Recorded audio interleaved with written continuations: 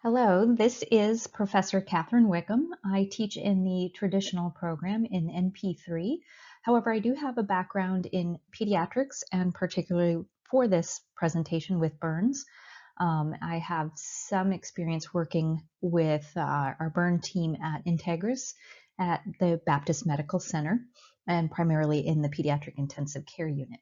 I do want to say before beginning that if you do have young children or sensitive people to um, difficult images, this slide presentation is going to have quite a few pictures of some pretty serious burns that may not be appropriate for young viewers.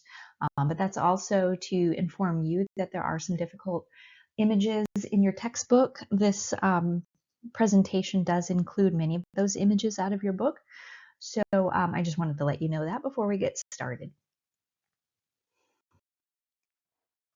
So I will start the presentation with the different types of burns that you may encounter in your patient care, what the classification of these burns are and how we go about determining the classification. Then we'll talk about phases of burn management. So from the emergent to the acute and the rehabilitation phase. And within all of these phases, we'll talk about the nursing and interprofessional management. And then lastly, we'll talk about emotional and psychological needs of patients and caregivers to include nurses. We all generally understand that burns are an injury to the tissues of the body caused by heat primarily, but also that chemicals, electrical current, and even radiation can cause burns. And you may remember discussion about radiation burns from our lectures back in NP3 on oncology patients and how they can suffer some pretty significant burns just from their radiation treatment. But the resulting effects are influenced by temperature of the burning agent, how long they were in contact with the agent, and what type of tissue that was injured during the burn. And so we're going to get into a lot more of those details in slides coming up. But just a few statistics for you. There's an estimated almost 500,000 or 450,000 Americans seek medical care each year for burns. That's a lot of people, but it's actually a reduction in the numbers that we had seen in previous decades. There's been a lot of prevention over the last couple of generations, especially if you remember in elementary school being taught the whole stop, drop, and roll and fire prevention, and the firefighters come and teach elementary kids not to play with matches and all of that fun stuff that you might remember from elementary school. But a lot of that has helped. Outreach laws have been made for requiring of smoke detectors and certain sprinklers in buildings as they've been built up to code and new fire codes. So a lot of that has really helped to reduce the incident rates. As we know, most burn accidents are preventable. Some are clearly accidents, and accidents do happen. But of the people who are hospitalized, about 40,000 of those people who are hospitalized, about half of them require, about 60% are usually transferred to some type of burn center. And there's criteria that that a patient is assessed for that will determine if they need a transfer to a specialized burn center. So here in Oklahoma City, Integris Baptist Medical Center is a burn hospital. It has been the primary burn hospital, burn unit in the state of Oklahoma, but I do believe OU Health has recently added burn services to their team. So I'm not sure where they are in development of that. But as far as pediatric burns go, I believe that our pediatric intensive care unit and pediatric inpatient units at Integris are still the primary location for pediatric burn patients. So about 3,400 Americans die annually as a direct result of their burns. And we're going to talk about the complications and the different phases of recovery and what people tend to face. So fatality rates usually occur in our vulnerable populations. So those are children under the age of 4 years and adults over the age of 65.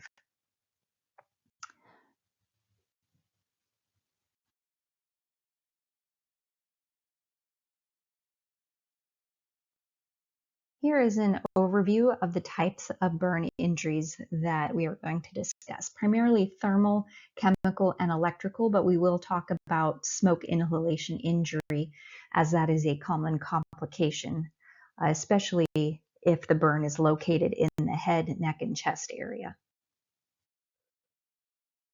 Thermal burns are the most common type of burn injury, and this is usually what we're thinking of when we're talking about burn injuries.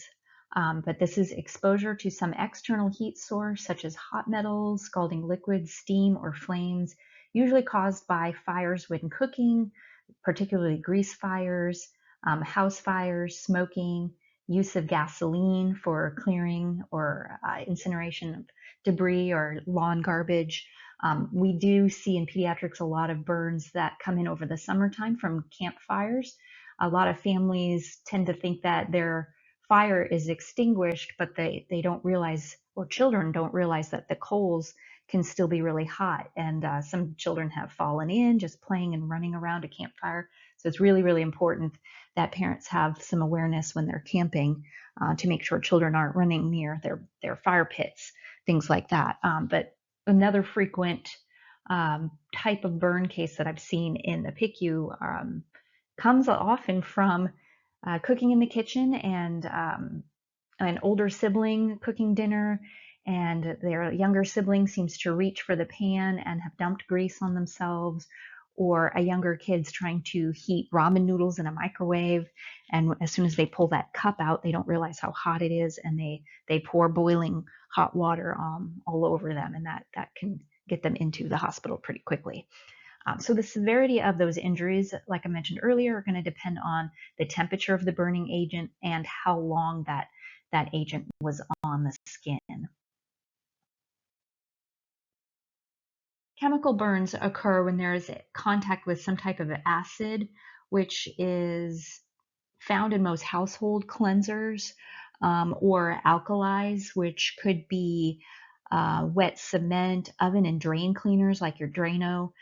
Some other heavy industrial cleaners are an alkali type, and these type of burns can be more difficult to manage than acid burns because alkalis will adhere to tissue and then they cause a protein hydrolysis and or a liquefaction of the skin, so it causes a lot of damage, and the only way to really stop that damage is to neutralize that alkali.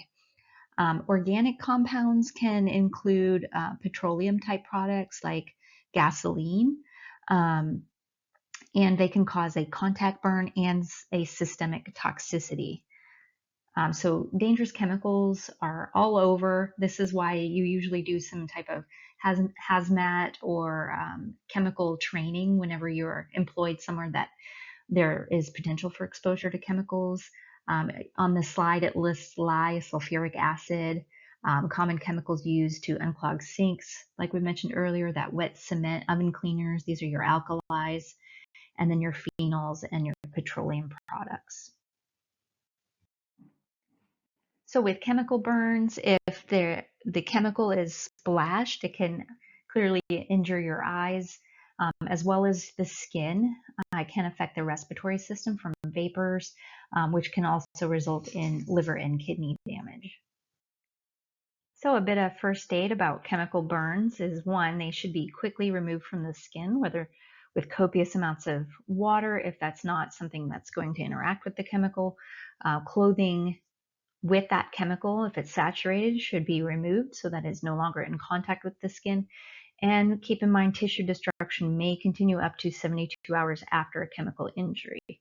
So if this is occurring in some type of workplace, it's going to be really important to identify what that chemical is and look up on the data sheets to see what kind of first aid treatment is recommended for that type of chemical. Now with electrical burns, these result from intense heat generated from an electrical current. So depending on the voltage and how strong of a current that is going to determine how deep the injury goes, the extent of that injury, because it causes direct damage to nerves, vessels, and tissue anoxia and cell death occurs. So the stronger it is, the deeper it goes, the direction of the current through the body, determines how much damage might have occurred.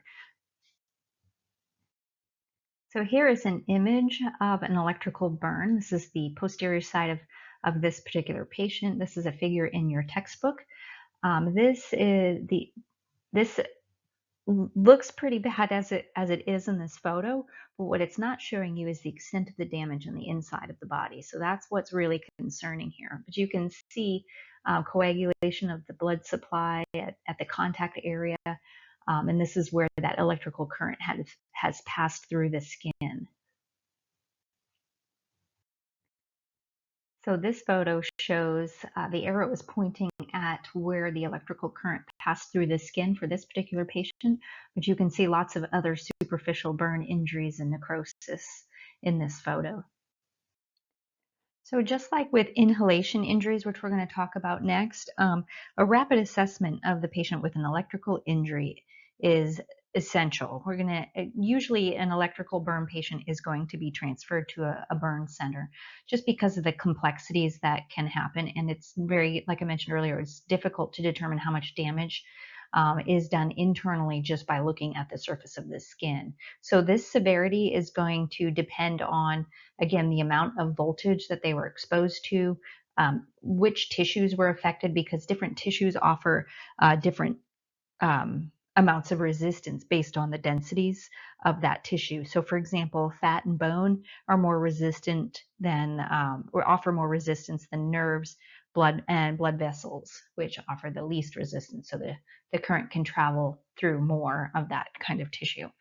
So, so knowing the current pathways, what surface area of the skin has been affected by this electrical burn, and of course, how long the current was flowing through the patient is going to depend on how severe their injuries are and what kind of treatment they're going to require.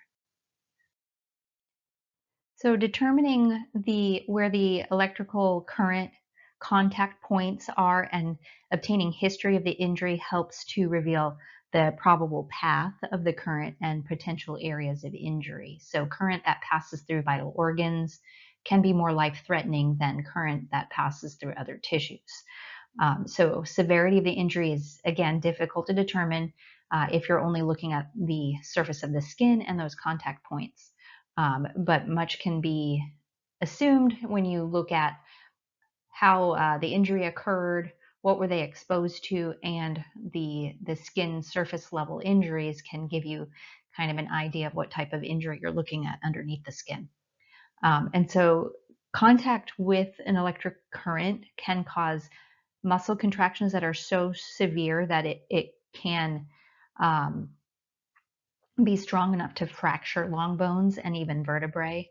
And with that, it's also important to know that there could be long bone fractures, spinal fractures that result from a fall from the electrical injury. So if this is a line worker working on power lines and they were up in a ladder or something like that and were electrocuted, they could have fallen from a significant height and sustained some serious spinal injuries. So this is super important for our first responders when they arrive on scene to make sure that their spine is stabilized and that we're concerned about other type of fractures that may have occurred.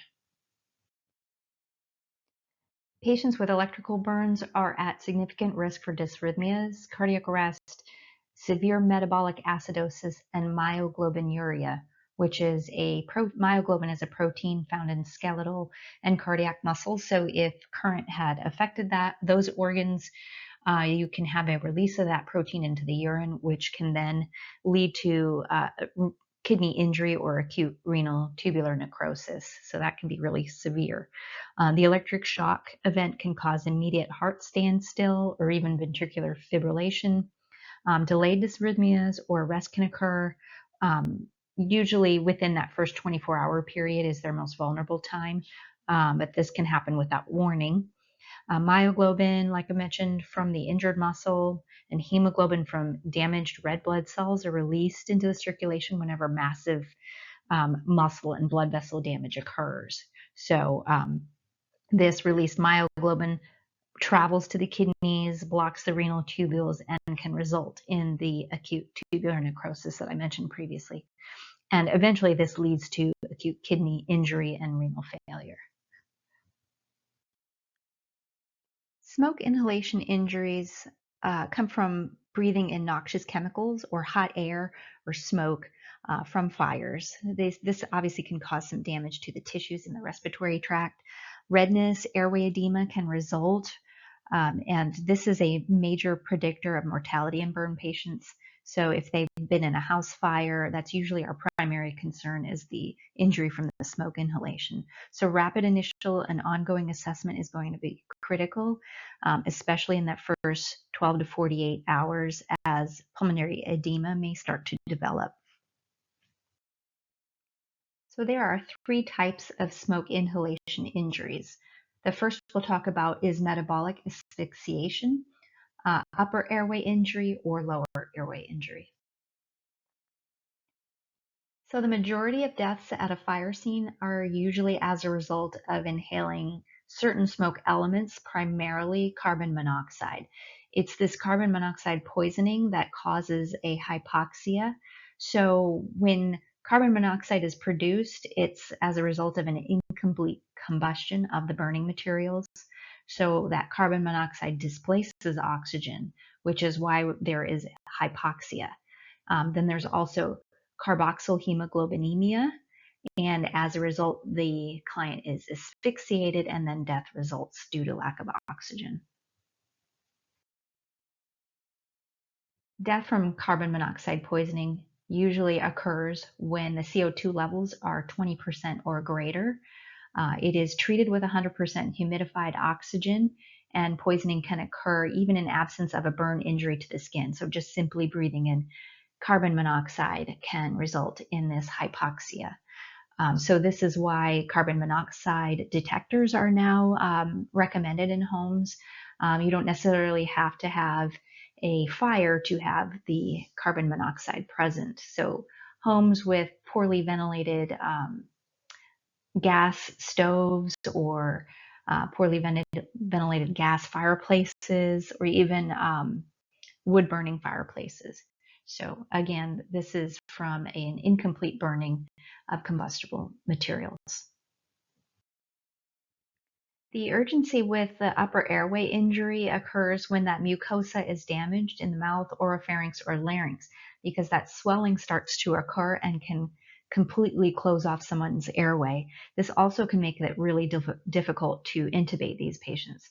So this is thermally produced. Hot air, steam, or smoke results in this type of injury. Swelling can be massive. It can come on quickly. Scarring and edema can compromise the breathing, like I mentioned, and swelling from the burns can eventually close off their airway if patency is not maintained. So a thorough assessment is going to be needed, especially looking for facial burns, singed nasal hairs, if they're hoarse, if they complain of painful swallowing, sore throat. If they have a darkened oral or nasal membranes, that's a sign that they've inhaled smoke. Carbonaceous sputum, so if their saliva is darkened, it's contaminated with some soot. History of being burned in an enclosed space, so knowing where they were rescued from, if they were in a tight space, especially with children that might hide in closets and underneath the bed. Clothing burns around the neck and the chest all indicate that they've had exposure to smoke and potentially could have this upper airway injury. So when we talk about lower airway injury, we're primarily interested in injury to the trachea and bronchioles, and eventually down into the alveoli. So the longer someone is exposed to smoke or toxic fumes, the more likely that the damage has reached the lower airway. So pulmonary edema may not occur until about 12 to 48 hours after the burn, because it takes some time for the damage at the capillary bed to leak enough fluid to show signs of pulmonary edema. So it's going to manifest as acute respiratory distress syndrome, or ARDS.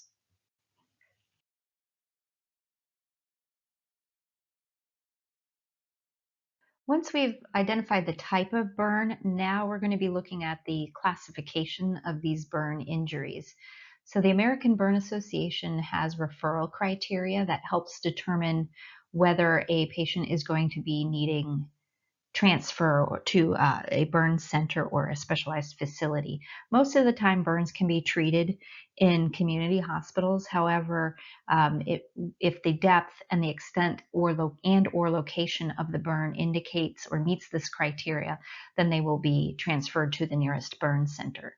So these classifications I have, the primary ones that underline depth, extent, and location, plus there's also pre-existing health diagnoses that we need to consider on the severity of the burn. Any other associated injuries, all of these can determine what level of care this patient needs. But we'll talk about the depth of the burn and how deep it goes into the skin and beyond. The extent of the burn, that's when we're referring to the percent of the total body surface area. And there's a couple of tools that we use to determine that. And then location of the burn. And you might remember from previous slides, if that burn is around the face, the neck, the chest area, we are probably dealing with some inhalation injury as well, and that will increase the severity of the injuries. So we'll get into these different categories here in the next few slides. This slide is showing a cross-section of our skin, reminding you of the different layers of our skin. And on the left side, you can see where the depth of a burn could reach when it comes to, so it's categorized based off of the layers of injury and the depth of how deep that burn goes with the different layers of the skin. So as a reminder, there are three primary layers of your skin. You have the epidermis, dermis, and the subcutaneous, or the fat layer. So the epidermis is our non-vascular outer layer. It's about the thickness of a sheet of paper, and it has many layers of non-living epithelial cells. And its primary role is to provide a protective barrier to the skin, holding in fluid and electrolytes, helping to regulate body temperature, and keeping harmful agents from our environment from getting into our body. Beneath that is the dermis, and the dermis is about 30 to 45 times thicker than the epidermis. It contains connective tissues, blood vessels, other structures like hair follicles, nerve endings, sweat glands, sebaceous glands, and underneath the dermal layer is our subcutaneous, or our fat layer. It also has some major vascular networks. Of course, it contains fat tissue, it has nerves, and it is part of the it contains the lymphatic system. So the subcutaneous tissue also acts as an insulator because it's also protecting muscles, tendons, bones, and internal organs, and keeping everything warm and retaining heat. So if you imagine the burn extends into the subcutaneous layer, your patient is increasingly losing body heat, so they're going to have a harder time regulating temperature. So we used to call these first degree, second degree, third, and fourth degree, but you're probably going to hear more language like superficial partial thickness, deep partial thickness, which was our second degree, that goes into the dermis. Full thickness, third degree, is the subcutaneous layer, and the fourth degree was once it goes below or through all layers of the skin and into your muscle or bone layers. So that is your most severe.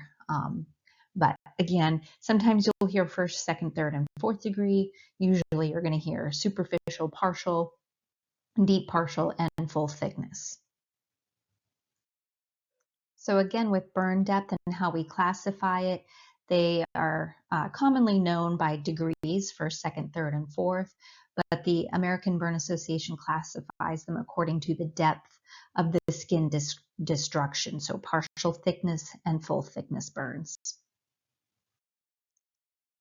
So looking at this classification again, your partial thickness burn is involving the epidermis and sometimes part of the dermis, first degree or second degree if it's completely through the dermis. So the dermal area or layer of your skin is where most of your skin reproducing cells are located, usually along hair follicles or along the shaft of the hair follicles and in the sebaceous glands. So if there's significant damage to this dermis, as is indicated in a full thickness burn, then the remaining skin cells are insufficient to regenerate new skin. So a permanent alternative source of skin then needs to be found. So this is when skin grafting is considered. So at the full thickness burn, the epidermis and dermis are completely destroyed. And what you might see as an eschar is another name for a full thickness non-viable burn tissue, and usually that will need to be debrided. So here is an image from your textbook of a partial thickness thermal burn to the hand. So you can see some of that epithelial tissue that is still left behind, and the burn has extended into the dermis. So you can see where these capillaries and blood vessels have been damaged into that second layer. And here is an image of a full thickness thermal burn.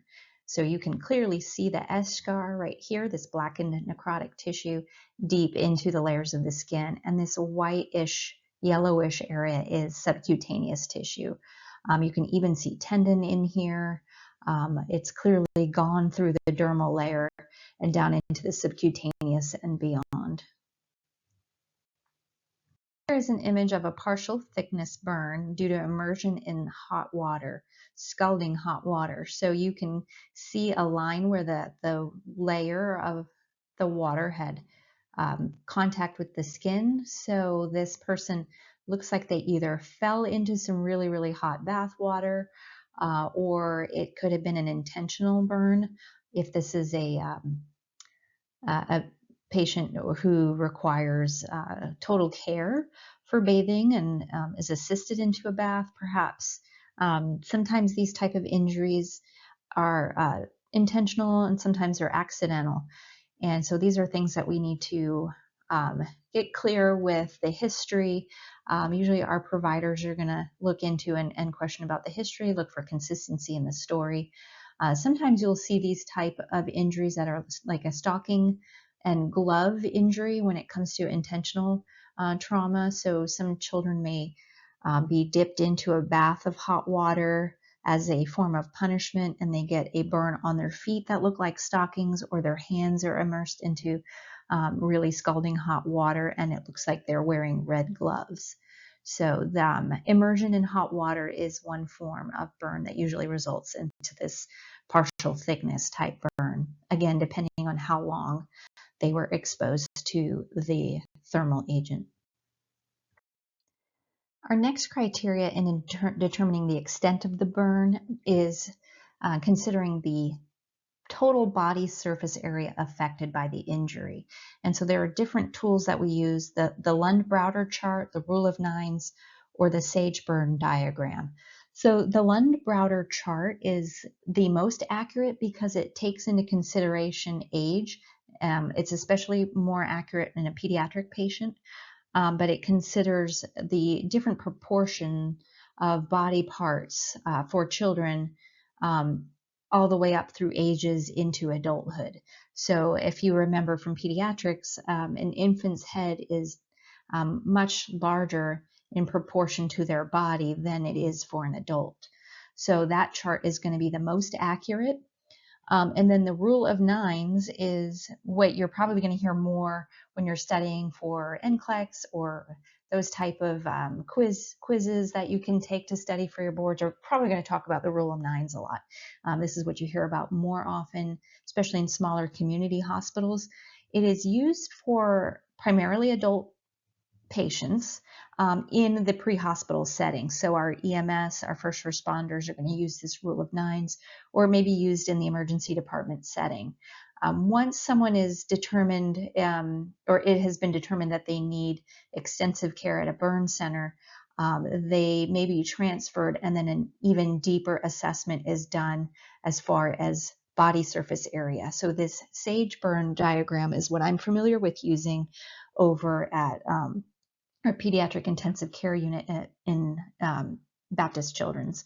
So this is a website where we would log into and we would do an assessment of the patient entering specific criteria, and then we're given an estimate and percentage of total body surface area. So our burn doctors prefer the SAGE burn diagram, but again, for initial assessment, rule of nines for adult or the Lund-Browder chart for pediatric patients is what most people are going to start with. Here is a picture of what the Lund-Browder chart looks like for an adult. You can see anterior and posterior sections. So when you're looking on the left here, you see 3.5% for the face, and the back of the head is considered another 3.5%. If the entire surface of their head was burned, that would be 7% total. So it is split it into half based on anterior, posterior. So you can work your way down. You can see all the different percentages for an adult patient using the Lund-Browder chart. This graphic is not in your textbook, but I wanted to show you what the Lund-Browder chart looks like in a pediatric patient and how we would use it. So based on their age, you can see at the table at the bottom, there are letters that correlate in the picture for their head, whether it's anterior or posterior. Their thighs are given the letter B, and their calves are the letter C. So based on their age, you can look at the chart and determine for a 1-year-old, half of their head, whether it's the anterior or the posterior side, is considered 8.5%. For example, the one thigh of this 1-year-old would be 3.25% on either the anterior or the posterior surface, and then the lower leg is 2.5% for a 1-year-old on either the anterior or the posterior surface.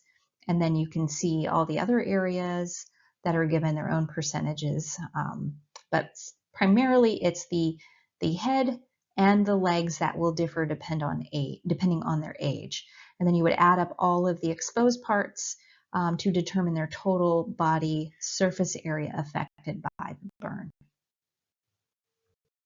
And the rule of nines chart, this is the one that's the easiest to remember because they're all about divisible by 9 or add up to 9. If you look at the head area, anterior and posterior will add up to 9. You've got your trunk, which is twice the number 9 at 18% on the anterior and then 18% in the posterior surface. Your arms, the legs, they all are either divisible by 9 or add up to 9. So this is what we do for a quick assessment to get a rough estimate, but again, it's not as accurate as some of our other charts. So our next topic when talking about classification of burns is the location. So we've talked about the depth and how deep a burn injury can go. We've talked about the extent of the burn and the surface area that this injury can cover. And now the location also is something to consider when we're determining how severe the burn is. So if you think about where their injury is, particularly in the face, the neck, or if it completely goes around their entire torso area, all of these things can interfere with breathing or gas exchange. Whether the skin is leathery or tight, forms an eschar, but especially with edema in that neck area and the face area, eventually it can be severe enough where it can close off the airway. So that's pretty significant. And then if the burn is in the hands, feet, or in major joints, it can significantly inhibit mobility and ability to care for themselves or function normally. And then the ears, the nose, buttocks, peritoneum, all of these areas, if they're damaged, can increase their risk for infection beyond what any burn already does. So a little more about full thickness circumferential burns, especially in the extremities. We're talking about loss of perfusion because of the damage to the blood vessels, but also the edema that can occur in that area can occlude other vessels that might be intact from perfusing the areas distal to the injury. So perfusion is going to be compromised. especially with these full thickness circumferential extremity burns. And then when we're looking at injured hands and feet, there's very vascular and nerve, highly nerve supply in that area, and that makes it challenging for healing and perfusing those areas, especially since those are, we need our feet for walking, we need our hands for pretty much doing everything. So it makes it really challenging for the healing process. So any patient with pre-existing heart, lung, kidney disease has a poorer prognosis for recovery because the increased demands placed on the body by a burn injury. So if they're already compromised in these areas and have damage, that's going to make it their prognosis even worse. So especially with a patient with diabetes. So as you know, that they usually have peripheral vascular complications that can delay wound healing, and the infection risk is increased already with the burn, and it already exists because of their diabetes. So foot and leg burns can be extremely difficult to manage for these patients. So if you've done any first aid classes or CPR, most of those courses often talk about scene safety being your #1 priority if you happen to arrive on the scene of an emergency. So you cannot risk becoming injured yourself, especially if there's an ongoing fire or a downed power line or anything that could be in the way of rescuing a victim. So if it is safe to remove the person, you want to remove them from the source of the burn and stop the burning process. So whether that's flushing with copious amounts of water, the whole stop, drop, and roll, or if there's a blanket that can cover to smother the fire. Remember, fire needs fuel, oxygen, and an igniter source to exist. So if you can remove one of those pieces of that triad, you can usually stop the fire. But flushing wounds with lots of water can help minimize how deep that injury goes and preventing further damage after the fire is out. We do want to make sure that burns are not treated with cold water, especially ice water. I know that sometimes is the thought for those who aren't trained. We want to keep that water pretty warm, lukewarm, with our first aid if possible. And then we want to wrap that person in a dry, clean sheet or blanket if it's available. This prevents the wound from getting contaminated. Also provides warmth if that subcutaneous layer has been damaged. They're not likely able to protect very well without that piece. Moist dressings can help reduce pain, but they can also make the patient lose more heat. So it is not preferred. In the pre-hospital and emergency care setting, the burn patient may have other injuries that take priority over the burn, depending on how severe the trauma was. So, of course, you're going to want to prioritize your airway, breathing, and circulation, and if they're responsive. So, with airway, you want to check patency. You're looking for soot around the nares or on the tongue. Singed nasal hair, darkened oral or nasal membranes. Again, that's a sign that they potentially have inhalation injuries, which is going to escalate the severity and potentially lead to recommended burn center care. As far as breathing goes, we want to check for adequacy of ventilation, look for circumferential burns around the torso, around the neck. Any of these could compromise airway, even if you have maintained airway at this point. So that is going to be urgent. And then for circulation, checking for pulses, elevating the limb above the heart helps to decrease pain, but it also decreases the swelling that's going to keep progressing over time. So keeping them, especially if it's a limb, you want to keep that elevated above the heart. So it's important for the pre-hospital phase, the EMS providers to give a good, full explanation of the injury to the emergency department, just so that we're more aware of what happened and could potentially think through other injuries that may have occurred.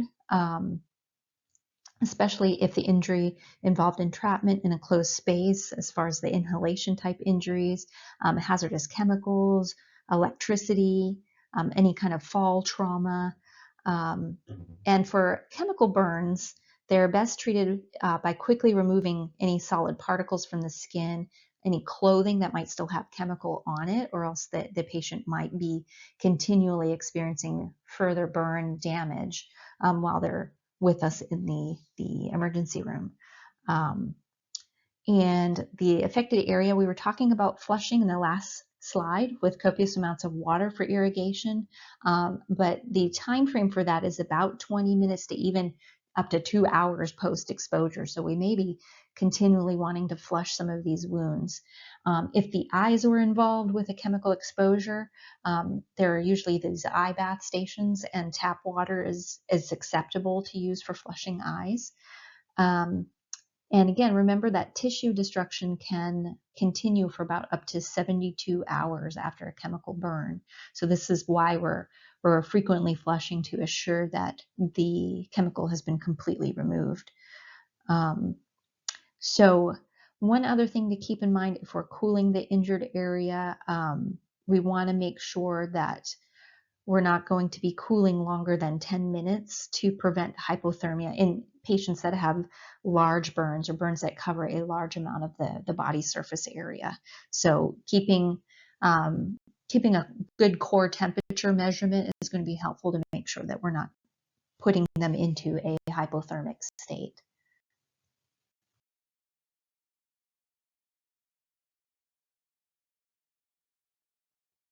Okay, so to recap, we have discussed the types of burns and the classification of burn injuries. Now we're going to move on to the phases of burn management.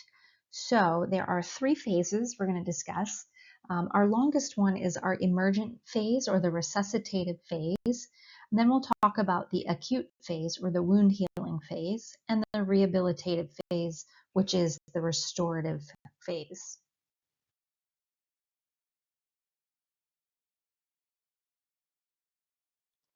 So in the emergent phase, we are concerned about the life-threatening problems that can develop within that first 72 hours from their injury. So our priorities are going to be their airway, as we mentioned, airways, breathing and circulation, especially if they've had inhalation injuries or burns around the face, neck, and in their chest. And then their fluid and electrolyte balance, because we're going to have a shifting of fluid that occurs after a burn injury. And we'll get into those details in the next slides. So the greatest threat to a burn patient is burn shock. This is occurring because of the fluid and electrolyte shifting. So it's a combination of distributive shock and hypovolemic shock. And what we mean by distributive is that there's a decrease in the cardiac output or the impaired contractility, hypoperfusion of organ systems. So there's not enough oxygen getting to those vital organs. And occurring at the same time is a hypovolemia. So this is occurring because there is an increase in the capillary permeability, meaning that fluid is starting to leak out of the capillaries, shifting into that interstitial space, causing a third spacing. So this is where we're starting to see compromise against vessels, decreased circulation, and fluid edema. So hypovolemic shock is caused when there's that massive shift of fluids out of the blood vessels as a result of the increased capillary permeability. So this little map here on this slide should help visually explain what's occurring. And this can begin as early as 20 minutes post-burn. So at the time of a major burn, that capillary membrane permeability is increased, meaning fluid can leak out.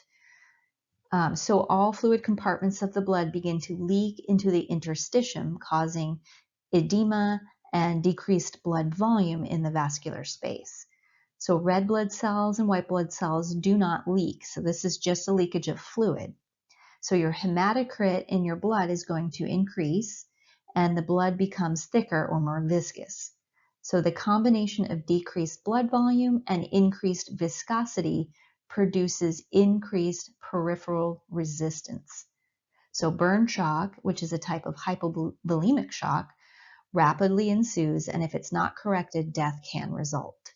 So capillary walls become more permeable, water, sodium, and later plasma proteins, especially albumin, can move into those interstitial spaces and other surrounding tissue. So the colloidal osmotic pressure decreases with progressive loss of protein from that vascular space, so in the blood. And then that results in more fluid shifting out of the vascular space into the interstitial spaces. So it's all crowding up in between those cells outside of the blood vessels. So once again, written out here on this slide, fluid and electrolyte shifts occur because of colloidal osmotic pressure decreasing, meaning more fluid shifts out of the blood vessels or the vascular space into the interstitial spaces. So this is still extracellular, so not going into the cells, but in the space between the blood vessels and the cells. So this is what's creating what we call third spacing, or massive edema and a significant wound drainage. So if you've got open wound areas from these burns, you're going to see seepage, lots of serous type fluid, maybe sometimes serous sanguinous if we've got blood vessel rupture as well. So here's an image, a before and after image of fluid resuscitation. So on the left, this is what the facial edema looked like from already having some leakage from the permeability of those capillary membranes. And then the patient required fluid resuscitation, so more of that fluid is continuing to leak from that blood vessel, from the blood vessels into that third spacing. So you can see a significant difference there on their edema. So it's that loss of that intravascular fluid that causes burn shock. So this fluid shift and losses is termed intravascular volume depletion. So when you have less volume in your vasculature, you are going to see hypotension. The heart is going to beat faster, so they'll be tachycardic in order to try to make up for that volume depletion and try to circulate whatever blood is left to oxygenate those vital organs. And then tachypnea, so they're going to be breathing fast to try to hyperoxygenate those few cells left. So this is all in response to try to compensate for that volume depletion. So acute kidney injury is ultimately a concern and can be fatal if not resuscitated sufficiently. So usually fluid resuscitation is calculated based on the total body surface area and other factors. And that's how they determine the right amount. So, which is why we use more specific tools to determine body surface area to best give a more accurate dosing for resuscitation of fluid. So we've talked about fluid shifting, but electrolytes also shift primarily from hemolysis of the red blood cells, so the damaging of these cells from factors released at the time of the injury can cause electrolytes to leak out of the cells. And you all should remember that potassium is one of those electrolytes that is released when you have damage to red blood cells. So in addition to that, we have clotting or thrombosis occurring in the capillaries. That's causing a loss of circulating red blood cells due to the bleeding. And then a high hematocrit is also occurring because of the fluid shifting. So we're losing water volume in our blood, increasing the concentration or the hematocrit. So once the fluid volume is replaced, then that hematocrit will decrease.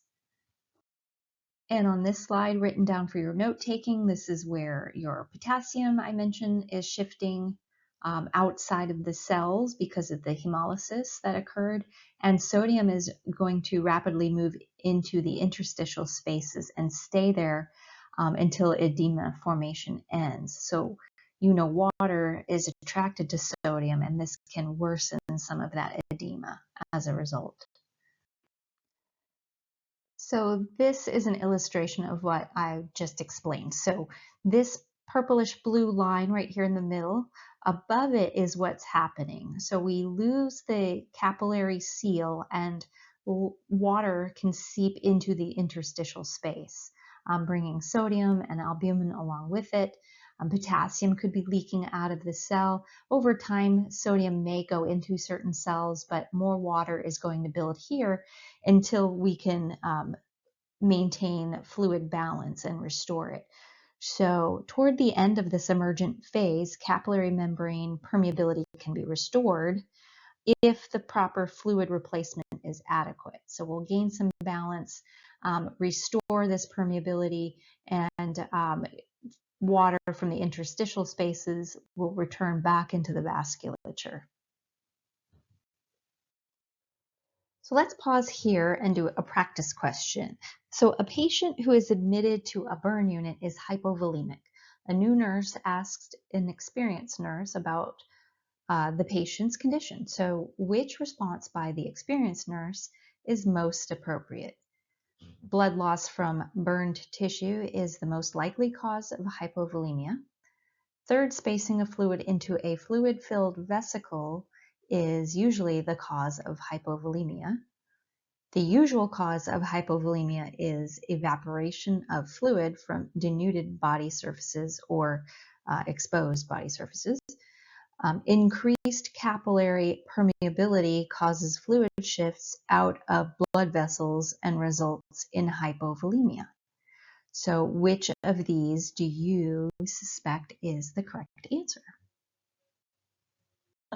If you picked answer D, you are correct. Increased capillary permeability is what causes fluid to shift out of blood vessels, and that results in hypovolemia. So if you remember, the other answer choices are not correct, but choice B was pretty close when it mentioned third spacing. However, it does not shift into fluid-filled vesicles. So the answer choice D is the correct option. So back to what is occurring during the emergent phase. Next topic is inflammation and healing. So as you know, in the inflammatory process, neutrophils and monocytes are going to accumulate at the site of the injury. Fibroblasts and newly formed collagen fibrils are going to begin wound repair, and all of this starts to occur within the first 6 to 12 hours after the injury. So as far as immunologic changes, the immune system is really tasked during a burn injury, more so than in other injuries, especially when you have a larger body surface area affected. So the skin barrier is destroyed, and the more of that protective layer that is gone, the harder the immune system has to work. And that can result in bone marrow depression, circulating levels of immune globulins are decreased, and deficits occur in white blood cells. So the inflammatory cytokine cascade is occurring, and all of this results in an increased risk for infection. So how do patients present in this emergent phase? So normally they are alert and able to answer questions until they are intubated if needed. Of course, we're going to monitor that cognition. Fluid and electrolyte balances later on can cause some changes in their mental status, but usually it's as a result of hypoxia, primarily from smoke inhalation, but it also could be compromised to their airway, closing off of their airway with facial edema or throat edema, especially with infants who already have a small airway. So that's super important to monitor. We'll see our patients are going to be frightened and need reassurances. We're going to need to explain what we're doing as we provide interventions and care. We may see them shivering from heat loss. Anxiety and pain can cause shivering, but if they've had significant injury to the depth of their skin to where we've lost some of that protective subcutaneous layer that traps heat, they could be shivering from that as well. So providing warm blankets, heating lamps, radiant warmers, or increase the room temperature, that can help to keep our patients warm. And of course, pain is going to be pretty significant, especially with our partial thickness burns. And that's because some of the nerve endings may still be intact in partial thickness if the dermal layer isn't completely damaged. Now, full thickness or deep partial thickness burns are usually painless because those nerve endings have been destroyed. So superficial to moderate partial thickness are very painful. You might see blisters filled with fluid and protein, and that's common in those partial thickness burns. Patients with larger burns can have a paralytic ileus with absent or decreased bowel sounds. So a good head to toe assessment is super important wherever you're able to get in good lung sounds and bowel sounds. And then, of course, keep in mind altered mental status can also be because of some other secondary injury or trauma. So a good history of falls or whatever potential trauma could have occurred during this burn injury, whether motor vehicle crash. Consider other type of head trauma if you're noticing mental status changes. So on to complications in this emergent phase. Of course, respiratory is a big priority, especially with inhalation injuries. So there are three types when we're looking at inhalation. So injury from exposure to toxic gases, particularly carbon monoxide, but could also be cyanide. And then the other two types deal with the location. So above the glottis injury from direct heat or chemicals causing that severe mucosal edema, or below the glottis, which can cause airway inflammation, edema, resulting in atelectasis and pneumonia. So a good thorough assessment, once again, is going to help you determine if there might be any respiratory compromise. So watching for signs of respiratory distress, looking at the history, potentially the emergency room note to see if the patient was exposed to smoke or fumes. Sometimes a fiber optic bronchoscopy is needed, or carboxyl hemoglobin blood levels for carbon monoxide exposure can be tested, and diagnostic scopes there can go in and see the actual injury. We can, if our patient is coughing up sputum, we can observe the sputum for color and look for carbon particles or soot from any kind of smoke inhalation. And then, of course, patients with pre-existing lung disease are more likely to develop a respiratory infection. So again, if their lungs are already damaged and compromised, smoke inhalation injury is going to make things a lot worse for them. So circulation to the extremities can be severely impaired by deep circumferential burns and subsequent edema that results afterward. This acts like a tourniquet and can cause compartment syndrome. So if untreated, it can lead to ischemia, paresthesias, and necrosis can occur. So what can be done is an escharotomy, and this is a procedure where a scalpel or electrocautery tool creates an incision through the full thickness eschar in the burn. And this is frequently done after transfer to a burn center, so they can do this in their care. And this can help restore circulation and compromised extremities, or improve chest expansion if their breathing has been compromised. So as you can see with the photo, this patient has an escharotomy in the chest and in their arm. You can see the arrows pointing to the areas where the incision has helped to expand their chest better for better breathing. This patient is intubated and likely sedated for pain relief as well as protection of their airway. So burn patients are at an increased risk for venous thromboembolism, or VTE, if one or more of the following conditions are present: advanced age, morbid obesity, extensive or lower extremity burns, concomitant lower extremity trauma, meaning they have some other injury in addition to burns on their lower extremities, and prolonged immobility. All of these increase risk for thromboembolism. So it's important for VTE prophylaxis to be initiated with an anticoagulant medication such as enoxaparin or low-dose heparin. unless it's contraindicated for the patient. Also, nurses can apply intermittent pneumatic compression devices, PCDs, if a patient is immobile. So there are renal complications to consider, primarily acute kidney injury. So if the patient becomes hypovolemic, this means blood flow to the kidneys are decreased, and that can result in renal ischemia or acute kidney injury could develop. So with full thickness and major electrical burns, remember we discussed that this can cause a release of myoglobin, that protein from our muscles, and from the breakdown of those muscles, and hemoglobin from red blood cell breakdown can block renal tubules, and that can create problems in the kidneys as well. So we need to monitor the adequacy of the fluid replacement so that we can protect their kidneys. So now we're going to move on to nursing interventions and interprofessional management in the emergent phase. So sometimes intubation is necessary, but when it's not done, treatment of inhalation injuries, include administering 100% humidified oxygen as needed, will place the patient in high Fowlers for better lung expansion, unless it's contraindicated, of course, like spinal injury. And then we're going to encourage coughing and deep breathing every hour to make sure that we're not developing atelectasis.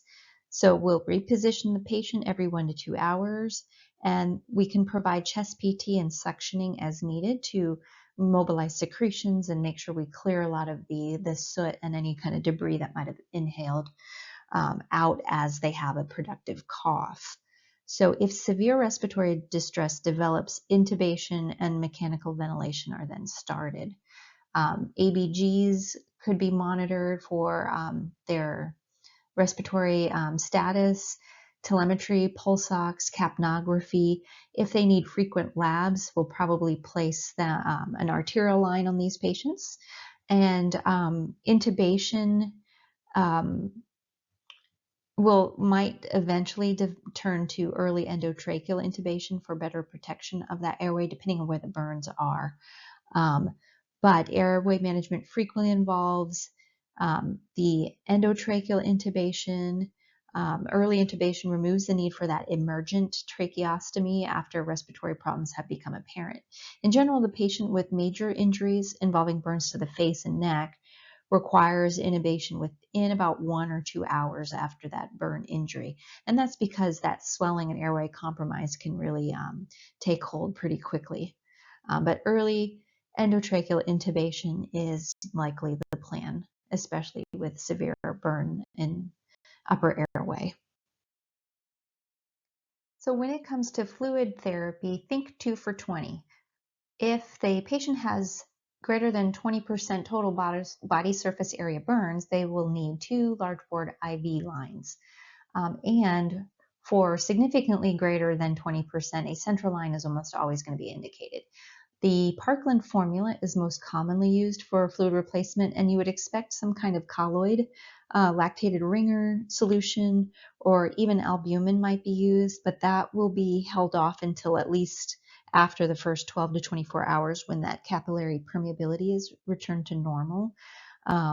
Then replacement volume would be more adequate in that vascular space at that point. But fluids are going to be titrated based on that patient response, and assessment of that adequacy of that fluid resuscitation is best made by monitoring the urine output. So oftentimes an indwelling catheter is going to be placed in these patients with this greater than 20% total body surface area burns.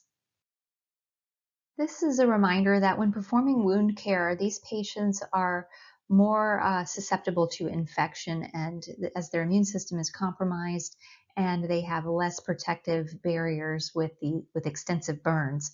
So proper PPE needs to be worn when providing wound care or anytime burn wounds are exposed. So that includes a disposable cap or a hat, masks, gowns, non-sterile gloves to remove old dressings, and use sterile gloves if you're applying any kind of antimicrobial ointment or sterile dressings. Part of wound care is going to include cleansing and gentle debridement. Now, oftentimes in pediatrics, this would be done under conscious sedation, especially with some of our more extensive burns. We would reserve a room for any kids on the standard pediatric unit to come to the PICU to have the wound care done under sedation. Once they recover, they return to their room. But for more minor burns, this cleansing shower or bathing can be done with gentle debridement with just your standard pre-medication with pain medications. Now remember, partial thickness wounds can be pink or cherry red, wet, shiny, and have some serous drainage.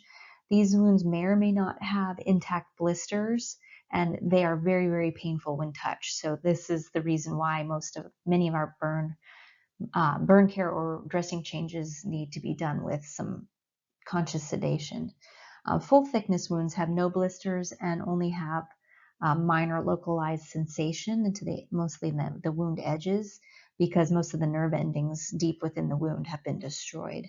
But gentle cleansing debridement using scissors or forceps can occur in a shower, on a shower cart, or in a regular shower, or on the patient's bed with some drapes, or a stretcher, or any other place where you want to keep their linens from getting soaked.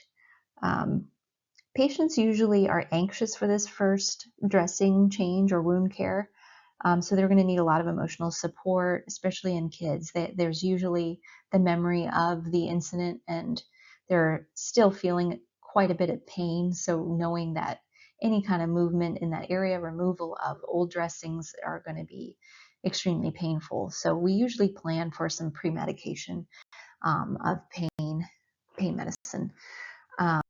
Any kind of extensive surgical debridement is going to be done in the OR by the burn doctor. So here's what a hydrotherapy cart shower might look like, and this once daily shower and dressing change in the morning, followed by a dressing change in the patient's room in the evening, is a common routine on many burn units. This is a photo of the debriding of a full thickness burn in the OR setting.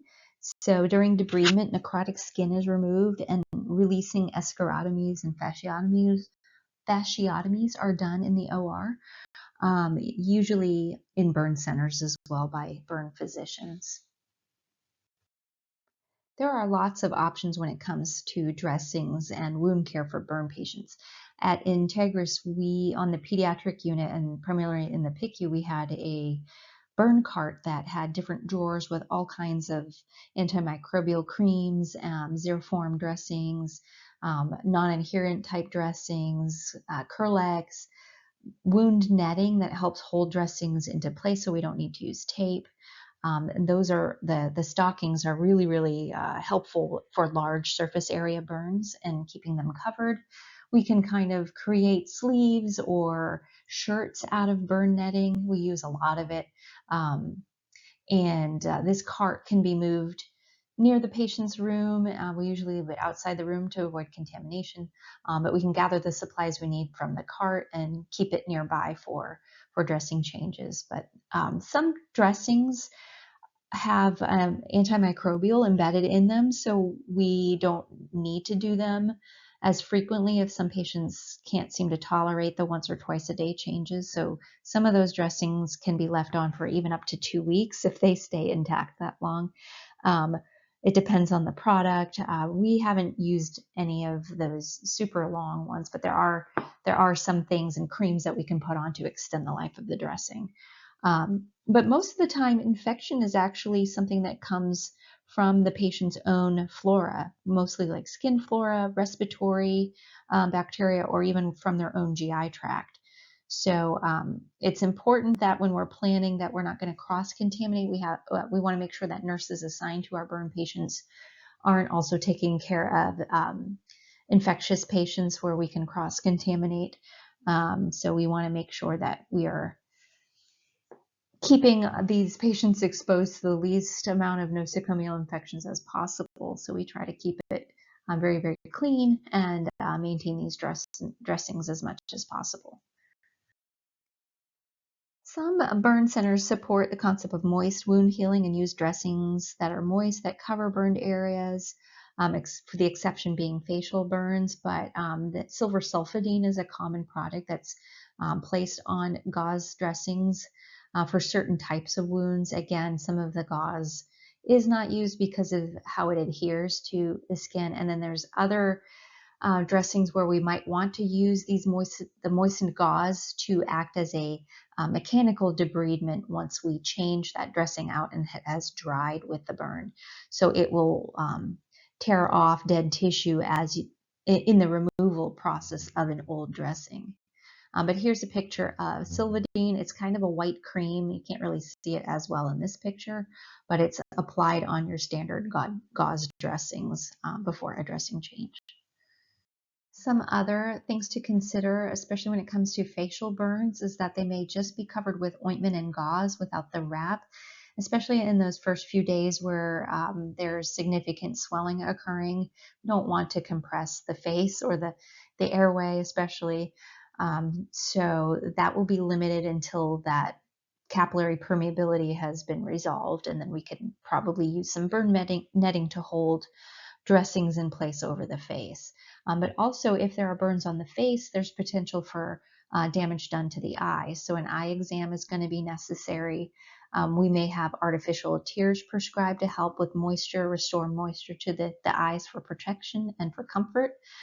Patients may be a little bit alarmed by some periorbital edema. And again, once the swelling is under control, that should resolve over time. But you may also even see some scleral edema, just something to consider when you're assessing your patients. But it can be difficult to examine the eyes themselves with a lot of that periorbital edema. So ointments may be prescribed to protect the eyes. Some more things to consider: if the ears are burned, we want to keep pressure off of the ears so that tissue can properly heal. That may include no use of pillows, or we may have the patient's head raised with a rolled towel. That's going to be important for neck burns. It's going to help hyperextend the neck because of the complication of contractures that can develop as the skin tightens around the neck. It can limit that neck mobility. So as their skin is healing, we want to make sure that they're in a good position to allow some skin stretching as they're healing. Hands and arms could be extended and elevated on pillows, especially if there's edema in this emergent phase. The patient can also have foam wedges to help assist with that. Pillows can often be difficult to adjust, so there are special positioning wedges that can help with comfort and elevation. Physical therapy will evaluate and provide these kind of splints. They usually have access to these items, or occupational therapy as well. So work with your interprofessional collaborators, and you can get some instruction on how to continue with exercises that like range of motion as they have planned for their patients.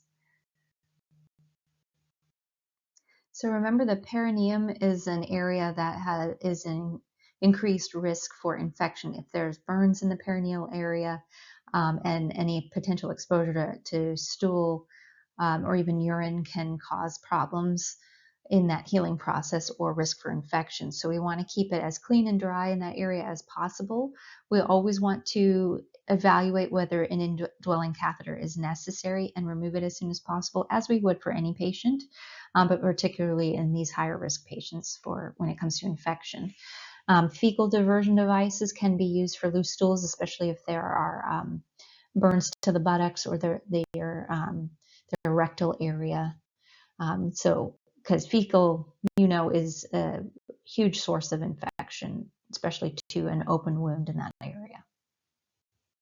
So drug therapy for pain and sedation for any dressing changes if needed include morphine, hydromorphone, haloperidol, lorazepam, and midazolam.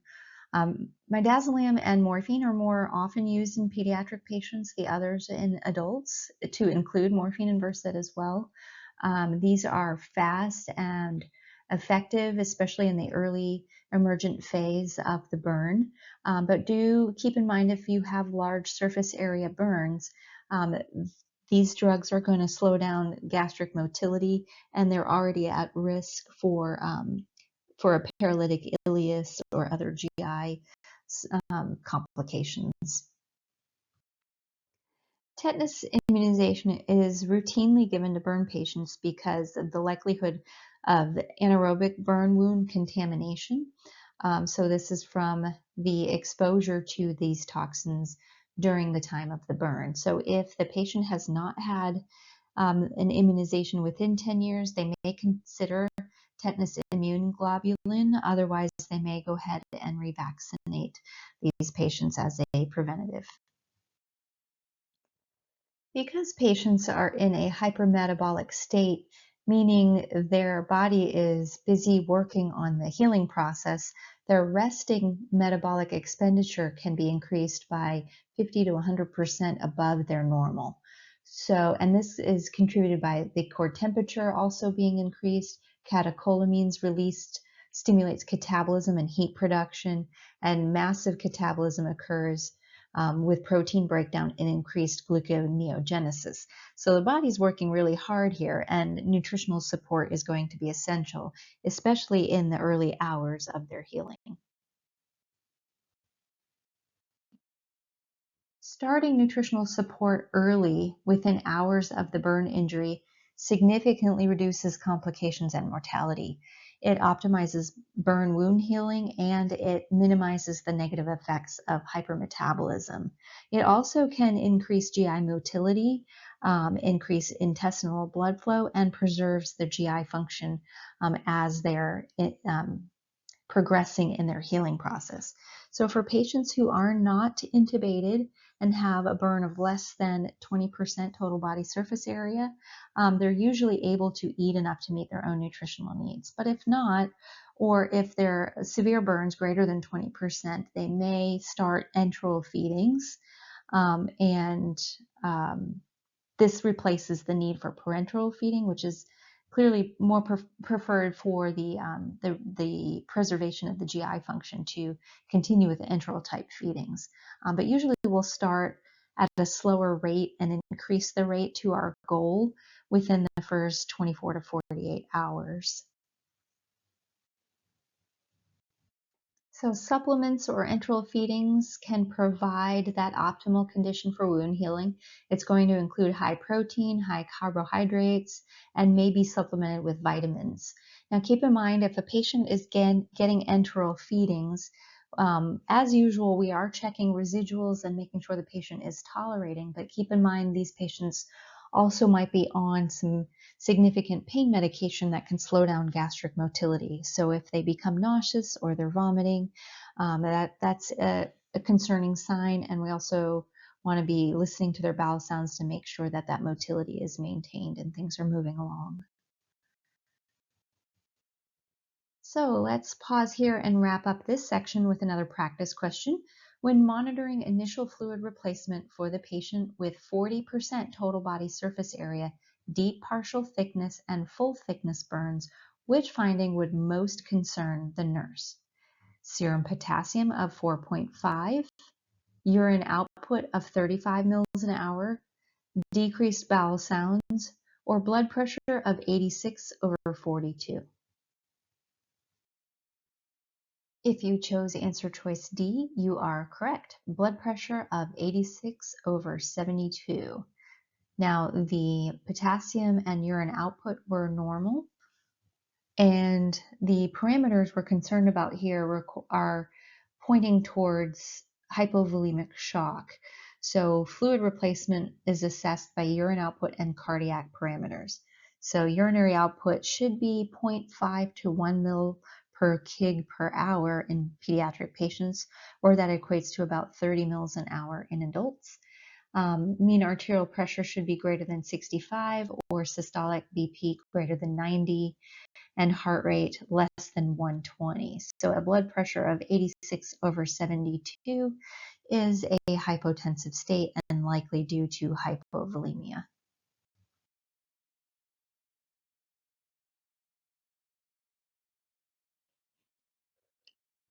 So now that we have completed coverage of the emergent phase or the resuscitative phase, we are moving on to the acute or wound healing phase. And this begins when the interstitial fluid has stopped building up into that interstitial space and starts now moving back into the vasculature where the kidneys can then diurese and get rid of any of the excess, especially after fluid resuscitation efforts have been made. So this is when that edema starts to come down and the real significant part of wound healing begins. And so this phase continues until the wounds are nearly healed. So that could take several days for minor burns or weeks or even months for more of our major or deeper burns. So in the acute phase, the oxygenation and vital signs have been restored with the help of resuscitation and supplemental oxygen, but the injuries take a lot longer to heal when it comes to lung or inhalation injuries. So that is to be expected. And of course, we're monitoring for complications because major burns usually start to show those complications during this acute phase.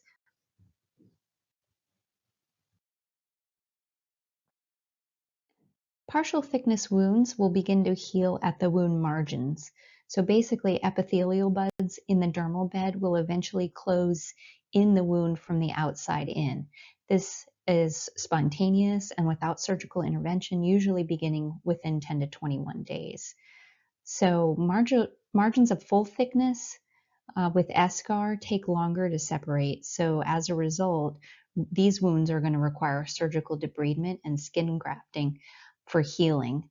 The sooner we can get the early excision and grafting done, the shorter the hospitalization stay will be.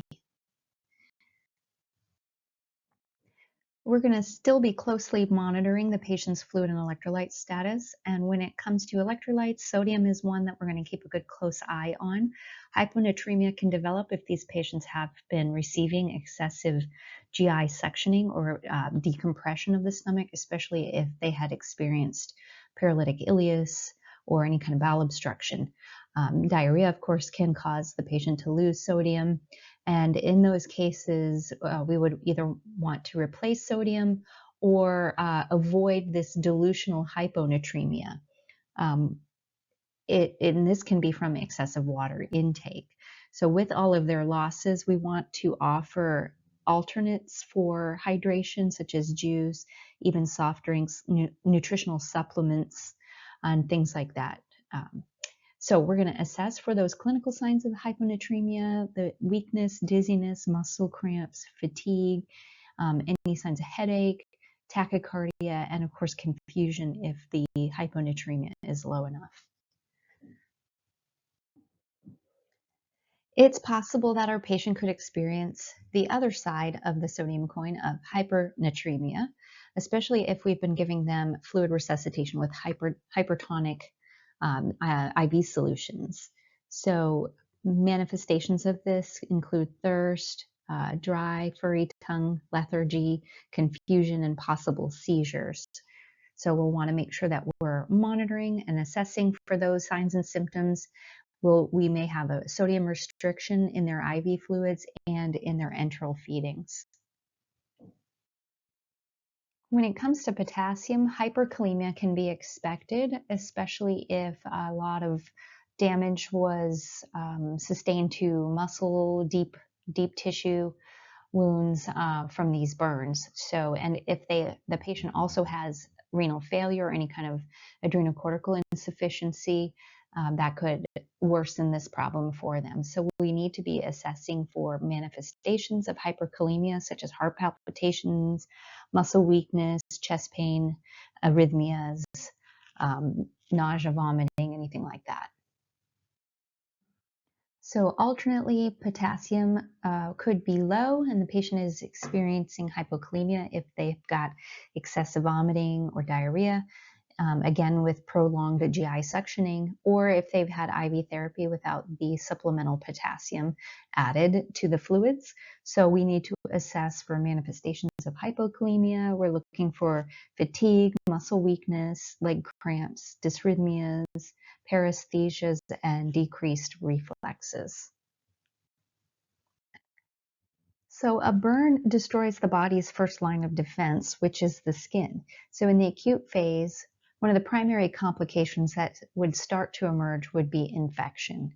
The burn wound is now colonized with the person's own organisms, and infection can be present. So with wound infections, they can be treated with systemic antibiotics based on what wound culture results reveal. So a patient with a burn is immunosuppressed for a period of time after the burn injury. So we're going to be constantly looking for signs and symptoms of infection. It is one of our higher priorities and concerns for complications, especially in this acute phase. So we're looking for hypothermia, increased heart rate, respiratory rate, decreased blood pressure, decreased urinary output. A lot of these can be signs of other things too, but altogether with confusion, chills, general malaise, loss of appetite, all of these can signal that the patient is experiencing some type of infection and one that could be systemic like sepsis. So the causative agent usually is a gram-negative bacteria like Pseudomonas. But of course, we're going to be getting cultures. We're going to obtain them from all possible sources, including the burn wound, the blood, urine, sputum, oral pharynx, perineal regions, and the IV sites, especially if they have a central line. So treatment is going to begin immediately with antibiotics, especially when the culture and sensitivity results are known. That antibiotic could be changed based on what the results are and what medications are susceptible to treating the identified bacteria. So the same cardiovascular and respiratory complications can continue on from the emergent phase into the acute phase. So we'll clearly want to keep monitoring, looking for any changes or new problems that might arise. So there could be neurologic changes due to a number of causes, sometimes due to severe hypoxia from the respiratory injuries or as a complication from electrical injuries. Some other causes could be electrolyte imbalance, stress, cerebral edema and fluid shifting, sepsis, sleep disturbances, use of analgesics and anti-anxiety medications. Although some patients demonstrate certain behaviors that are not completely understood. They could be extremely anxious, disoriented, may withdraw. Some could become combative.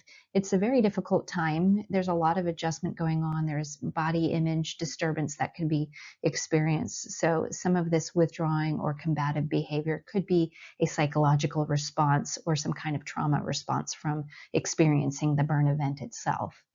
So we're going to be monitoring for all of these changes, looking at lab values, their cardiovascular status, putting the whole picture together to determine how we can best meet their needs. And of course, delirium can be a part of these neurologic complications. Usually they're more acute at night, often in the older patient, usually transient, it will come and go, but sometimes this can last for even years. And this could be due to the lengthy stay these patients might experience with some of our severe burns. So providing support and treatment for delirium is going to be really important, especially for safety. So as the burn begins to heal, scar tissue forms and the skin is less stretchy. So this can limit range of motion and cause musculoskeletal complications such as contractures. So it's super important to make sure that physical therapy and occupational therapy are involved to keep the patient working through range of motion exercises. And of course, we can encourage passive and active range of motion as well when they are not in their therapy sessions. Sometimes pain is another reason why a patient wants to remain in a flexed position for comfort. So it's important to encourage them and work with them to help them stretch and move those burned body parts as much as possible. Sometimes splinting the joint in a stretched position can help prevent and reduce those contractures, especially as the patient is sleeping, just because it can be a little uncomfortable to remain in that stretched position or extended position for long periods of time. This is helpful in pediatrics as well because kids aren't it's difficult for kids to understand the importance behind these range of motion exercises. We can explain it to them too, but they can be forgetful, and splinting can be helpful in that case in preventing contractures. As for the gastrointestinal complications, paralytic ileus we've mentioned before is one complication we're watching out for, and this can be caused by sepsis. So looking for those signs as well, and knowing that they could lead to this complication. Also diarrhea from usually from the enteral feedings or antibiotics can cause the diarrhea. Constipation can occur as a side effect of opioids, as you know, from that decreased GI motility, as well as decreased mobility for the patient with pain and the burns, and depending on where those burns are, that can also cause constipation. Plus a low fiber diet, if they're primarily receiving enteral feedings, that can contribute to constipation as well. So you might see stool softeners ordered for these patients. And then there's Curling's ulcer, which is a type of GI ulcer characterized by diffuse superficial lesions on the mucosal layer. So it's an erosion that occurs secondary to the generalized stress response after a burn, and also from a decreased blood flow to the GI tract. So prevention is usually done through beginning feeding as soon as possible after the burn, as well as antacids, H2 blockers like ranitidine, or PPIs like esomeprazole. These are used prophylactically to neutralize those stomach acids and inhibit that H2 stimulation in the gastric secretions. So you may remember your endocrine lectures from NP3 and how a stress response can cause an increase in blood glucose levels from the stress-mediated cortisol and catecholamine release, and also increased mobilization of glycogen stores from gluconeogenesis occurs.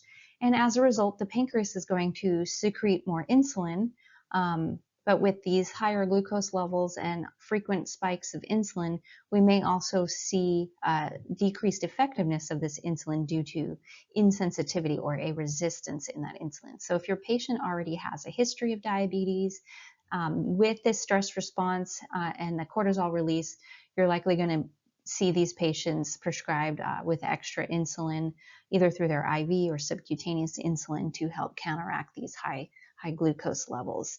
Sometimes the increased caloric intake, especially with enteral feedings, is a reason for high blood sugars as well in these patients. So instead of decreasing the calories, we certainly don't want to do that, because they absolutely need proper nutrition for wound healing to occur. We'll just go ahead and temporarily give them this supplemental insulin instead of decreasing their feedings. But checking their blood sugar levels frequently is going to be important to do, as well as monitoring the rest of the patient's labs. They may even do a cortisol test on them just to see, but it is an expected response from these patients. So the predominant nursing interventions for these patients in the acute phase are wound care, excision and grafting, pain management, PT and OT, and nutritional therapy. So assessment and ongoing observation are key when it comes to wound care.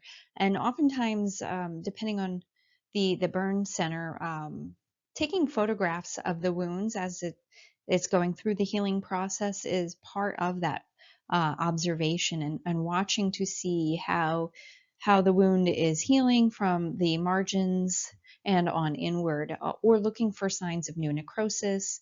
It's nice to have the photos to compare with, because wounds can be really complicated, especially if there's a large body surface area affected. The goals of wound care are primarily to prevent infection and to promote wound healing or successful skin grafting. So the cleansing, debridement, and dressing reapplication process is all taking part in achieving those goals. So cleansing removes debris, also provides a bit of debridement in the cleansing process on its own, as well as dressing reapplication. The removal of the old dressing, again, can help in that debridement process of removing dead tissue. Any tissue necrosis can promote bacterial growth. So that's why that part of the wound care is so important. Non-surgical debridement through gentle cleansing of the wounds, dressing changes, and application of topical antimicrobials, graft care, donor site care, all are performed as often as necessary, depending on the topical cream or dressing ordered. You may also see an enzymatic debriding agent prescribed, such as collagenase, which is used to help remove the dead tissue from the healthy wound bed and speeds up the healing process. Wounds are cleansed with soap and water or normal saline moistened gauze to gently remove the old antimicrobial agent and any loose necrotic tissue, scabs, or dried blood. Oftentimes, there'll be a topical antimicrobial cream ordered, such as silver sulfadiazine, or a silver impregnated dressing is placed over top of the clean wound. Partial thickness wounds, when they're fully debrided, might have a protective coarse or fine meshed grease-based paraffin or petroleum zeroform type gauze dressing applied. And this helps protect that epithelializing keratinocytes that resurface and help promote more skin growth and healing from the wound bed. During excision and grafting, the devitalized tissue or the eschar is removed down to the subcutaneous level or to the fascia, depending on the degree of injury. And this can result in lots of blood loss in the OR. So sometimes they use topical epinephrine or thrombin. Sometimes they'll use extremity tourniquets, or they'll apply a new fibrin sealant. All of these work together to decrease the surgical blood loss. So once hemostasis is achieved, a graft is then placed on the clean, viable tissue, and that it hopefully will achieve good adherence. Whenever possible, the wound is covered with an autograft, which is the person's own skin, so they're usually their own donor. And the skin is taken with a device called a dermatome. And the choice of dressing is going to vary depending on the wound itself and the surgeon preference. So with skin grafts, usually a fibrin sealant is used to attach the skin graft to the wound bed, but grafts can also be stapled or sutured into place, or a negative pressure wound therapy dressing can be placed on top of a skin graft, and that helps to optimize the adherence of the graft to the wound bed. Allografts can be used, and those are donor skin grafts. And sometimes those are placed on in the cases where the patient may not have enough body surface area for an autograft or their person's own skin. And sometimes the allograft is used when to prevent the patient from having both a burn site and a donor, or a recipient and a donor site, for healing. So those are the different types of grafts that we might use. But then for healing, some outer occlusive dressings might just apply enough pressure to promote adherence to the graft. Those might be used in the case of potential bleeding that could occur, but also clots are a concern, and decreased circulation to the donor site is something that skilled nurses want to be assessing frequently. So this photo is of a split thickness sheet skin graft applied to the hand. You can see it's attached with sutures. Looks like it's healing and adhering very nicely. This is unmeshed, from the donor skin is unmeshed. And what I mean by that is sometimes that skin can be what we call meshed, or cut in a way that it can be applied to a much larger wound from a smaller donor site. So it can be stretched, and it looks very much like mesh. The way those donor sites tend to heal, it might leave some scarring, and you can still see that mesh appearance in the skin. So an unmeshed donor sheet usually has a better cosmetic result. So they'll use unmeshed on hands, face, neck, so it has a much smoother appearance for cosmetic reasons when the wound is healing. So here, the donor site is being harvested from a patient's thigh using a dermatome, and this device removes a thin layer of skin from an unburned site, and it's about 14 thousandths to 16 thousandth of an inch in thickness. So this photo shows you the covering of a donor site with a hydrophilic foam dressing.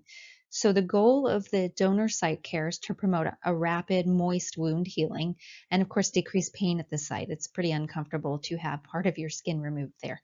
And of course, prevention of infection is super important.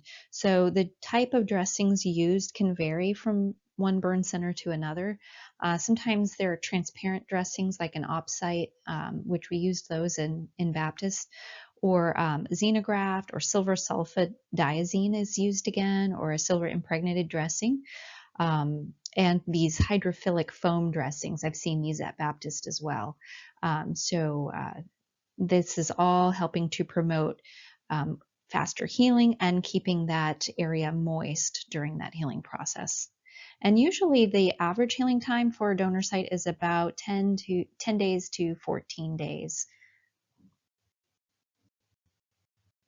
And here's a great picture of a healed donor site. You can see this wound here is still a little bit red. You can see where they removed the skin. The redness may stay for a little while, but this is considered healed, and that redness will fade over time without the evidence of any kind of scarring. So cultured epithelial autografts are an amazing technology. So for patients with large body surface area burns, they may only have certain areas of skin available as a donor site, and there may not be enough skin that to provide grafting for what their needs are. So they can start this process as soon as possible once they enter a burn center. And what happens is they'll take a biopsy of what limited skin they have suitable for harvesting, and it is sent to a special laboratory where the biopsied keratinocytes are grown in a culture medium that contains an epidermal growth factor. So basically, they grow new skin for the patient in a laboratory. It can take 18 to 25 days, but the keratinocytes can expand up to about 10,000 times and form these new sheets that can be used as skin grafts. So it's pretty amazing. Once they're ready, the cultured skin is returned to the burn center and then it's placed on the patient's excised burn wounds. So it's generally a seamless, smooth replacement of skin tissue, but there are some problems. Sometimes these grafts can take poorly on because they're super thin, or there's infection present, or contractures tend to develop. But still, it's very amazing and awesome if this can be done for somebody. And here's a picture of what a cultured epithelial autograft might look like. So you can see it's covering a very large area, and this patient may not have had enough donor skin to cover quite a large burn. And here's what it looks like when it's healed. Time for another practice question. So a patient is to undergo skin grafting with use of cultured epithelial autografts for a full thickness burn. The nurse explains to the patient that this treatment involves shaving a split thickness layer of the patient's skin to cover the burn wound, using epidermal growth factor to cultivate cadaver skin for temporary wound coverage, growing small specimens of the patient's skin into sheets to use as permanent skin coverage, or exposing animal skin to growth factors to decrease autogenicity so that it can be used for permanent wound coverage. If you picked C, you are correct. Growing small specimens of the patient's skin into sheets to use as permanent skin coverage. Now, if you chose answer B, there was one word in there that was incorrect, and that was growth of cadaver skin. So in this case, this method, this cultured epithelial autograft, takes the patient's own skin and grows small sheets to use as a permanent skin coverage. As you can imagine, pain management is going to be a pretty high priority in caring for these patients. Many aspects of burn care cause pain. However, patients can have moments of relative comfort if we can adequately manage their pain, primarily with analgesics. So, pharmacologic is the first line treatment for burn pain. There are two types that they usually experience. There's going to be continuous background pain that's ongoing. So, especially in your early phases and in your acute phase, um, we're going to provide some type of IV administration of an opioid. Um, and sometimes this is delivered through a PCA, patient controlled analgesia. This can be difficult in pediatric patients depending on their age. It's important to give proper instructions about the use of the PCA. But yes, these patients are going to need something that's on a basal rate with some kind of demand, or a PRN for breakthrough pain is going to be essential.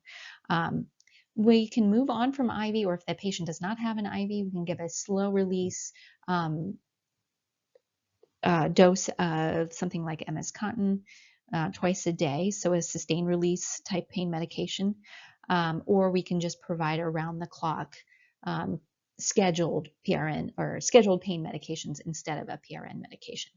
And this treatment-induced pain, we'll want to pre-medicate them. So this would be for dressing changes or any kind of debridement that that the patient might be going through.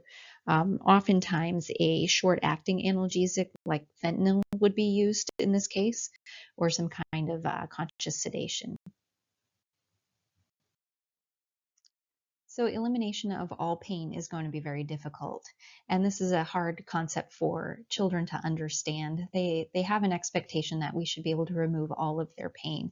So it's important for us to help all patients of all ages understand that although we can't eliminate all pain, we are hopeful, and our goal is to get them to where they can tolerate their discomfort and be able to still perform ADL type activities.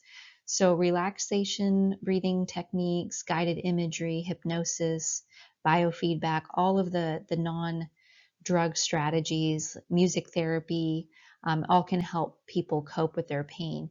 In the pediatric world, we often have child life specialists that are trained and have a degree in helping with coping and education and working with children during painful procedures. They are a valuable resource with lots of tools that immensely help with especially that psychological experience of the pain process. But they are a great resource. I definitely recommend using Child Life anytime you have to do any kind of procedure or pain management with children. Continuous physical therapy throughout burn recovery is essential if the patient is going to regain any kind of muscle strength or optimal joint function. So a good time for exercise is during or after their wound cleansing. This is when the skin is usually softer and dressings are often removed. So passive and active range of motion needs to be performed on all joints. We need to ensure that the patient with any neck burns continues to sleep without pillows or with the head hanging slightly over the top of the mattress, or on a towel roll, so that we can encourage that hyperextension of the neck. We want to maintain occupational therapy schedules, so wearing of custom fitted splints, checking them often to ensure proper fit, and making sure that there's no pressure points that lead to skin breakdown or nerve damage. The goal of nutritional therapy during the acute phase is to provide adequate calories and protein to promote wound healing. When the wounds are still open, the burn patient is in a hypermetabolic state and a high catabolic state. So the patient may benefit from antioxidant protocol, including selenium, acetylcysteine, ascorbic acid, vitamin E, zinc, or a multivitamin might be prescribed. Meeting daily caloric requirements is crucial, and that needs to start within the first 1 to 2 days post-burn. So even if the patient is intubated, we will start NG feedings as soon as possible. Monitoring laboratory values, especially albumin, prealbumin, total protein, and transferrin, is going to be monitored on a regular basis. And ideally, weight loss shouldn't be more than about 10% of their pre-burn weight. So daily weights are going to help us to monitor their daily caloric intake. We might use calorie count sheets and the dietitian can work with us to make sure that we're meeting those needs.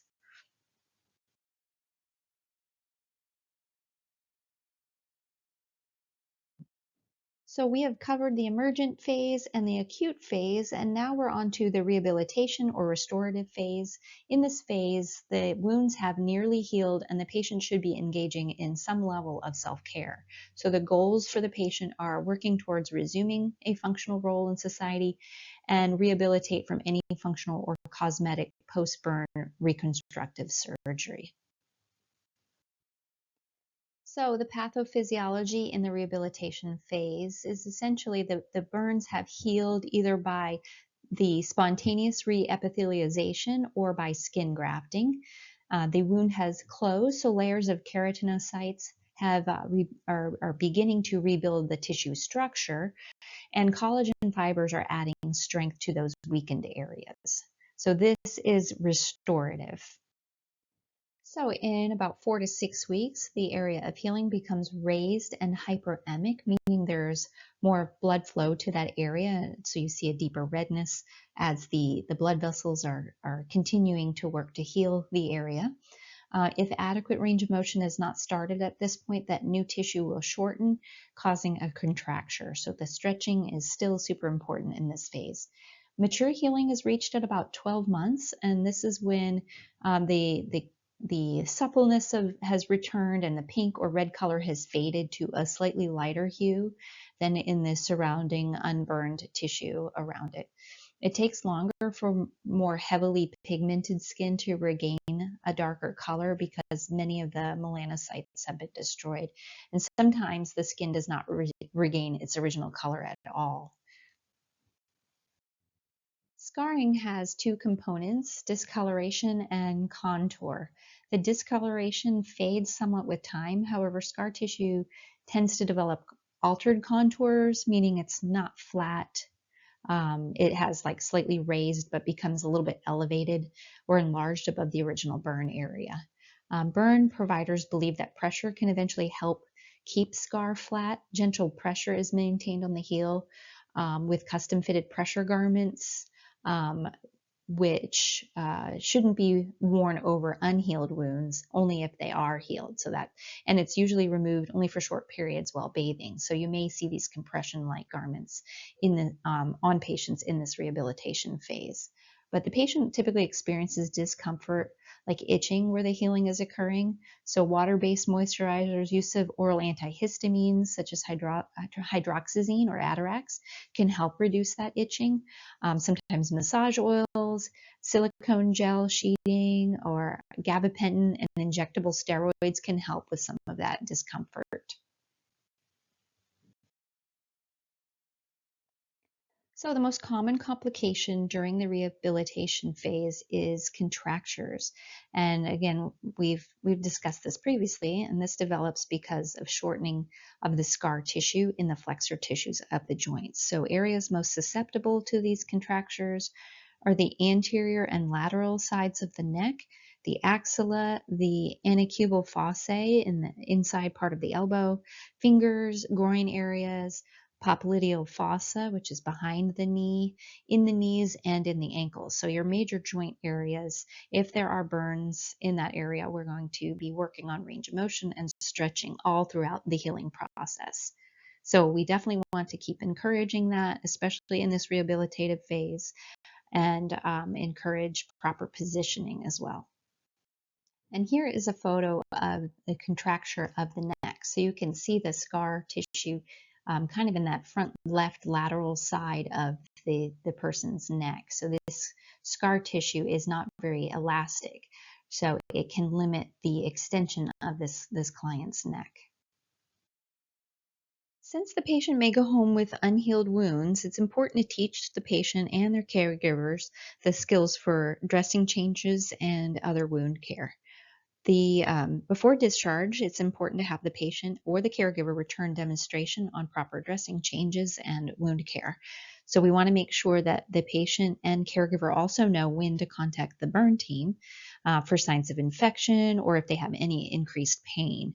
We need to encourage that they keep all outpatient visits so that they can ensure good wound healing occurs. If needed, we can arrange for home nursing care to assist with dressing changes, especially if they don't have anybody that can assist them with wound care that might be in an inaccessible area. Um, we also encourage water-based creams for that promote healing of the dermis and helps keeping the areas of the skin well moisturized so that it's a little more elastic. It also helps decrease the itching and flaking because old epithelium is replaced by new cells, so flaking can occur and that can contribute to the itchiness. So newly formed skin is also extremely sensitive to trauma. Blisters, skin tears can develop. These areas can be hypersensitive to cold and heat and touch. So safety and making sure that they protect their newly healing skin and teaching them about safety is going to be important. Also, protecting this new skin from sunlight and covering these areas, using sunblock in areas that can't be covered is going to be part of their post-care education. But post-burn reconstructive surgery is often required following a major burn. So there'll possibly be further surgeries needed. And so that might be reviewed during follow-up appointments. In addition to ongoing pain management and nutritional needs at home, it's important to emphasize the importance of exercise and maintaining PT and OT exercises. So having a plan and making sure the patient understands what that process is and the importance of meeting any outpatient appointments to keep up the mobility and the maintenance of this new healing skin. Constant encouragement and reassurance are going to be necessary to help with the patient's morale. This is a slow process, and rehabilitation is going to need to be the primary focus for at least the next 6 months to even a year.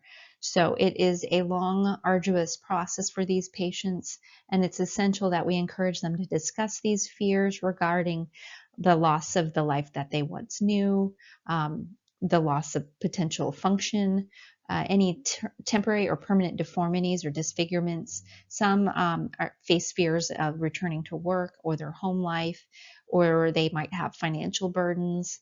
So just that result from long and costly hospitalizations and rehabilitation.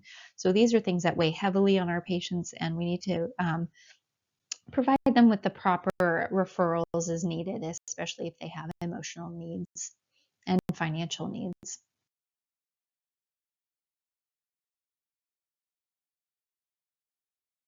So some other considerations, especially for our older populations, as you may remember way back from your first semester in your fundamentals, when we talked about the integumentary system and our gerontologic population, you learned that their dermal layers can be thinner, they have loss of elastic fibers, there is a reduction in that subcutaneous or adipose tissue, and there's a decrease in the vascularity of tissue. So all of these things you can already see could potentially delay healing or cause some worsening of certain complications if they also encounter a burn injury.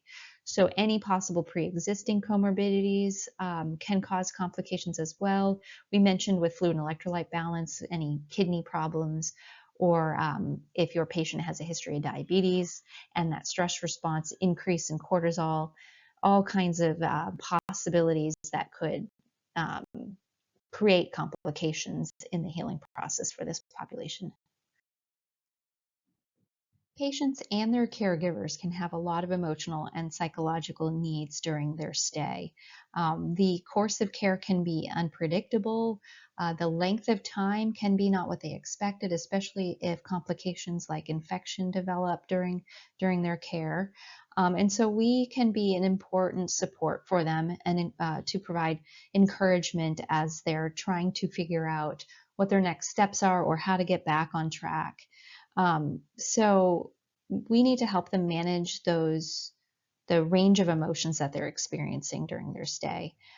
We can assess the circumstances of their burn, the cause, people involved, and family relationships, any previous coping experience with stressful events, whether it was helpful for them, and encourage them to tap into those resources. At any time, the patient may experience a wide variety of emotions, especially fear, anxiety, anger, or guilt. So they could be going through those stages of grief, especially if they've had a significant loss of function. Family members and siblings, when we're talking about children, often experience a lot of guilt. I've had two patients that were siblings that were both admitted for burns, and one was more severe than the other.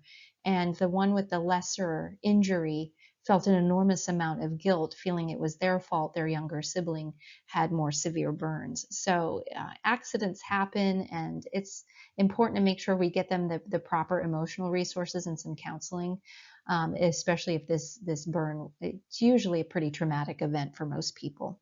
But during recovery, as more independence is expected from the patient, new fears can even occur. Some patients lose a little bit of confidence and wonder if they can really do this and provide their self-care.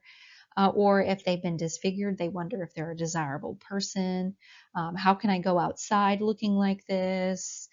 Teaching them to confront these challenges and accept their new reality, getting them to proper counseling, and encouraging use of counseling services for years to come can help build up their esteem and help them to cope with their new changes.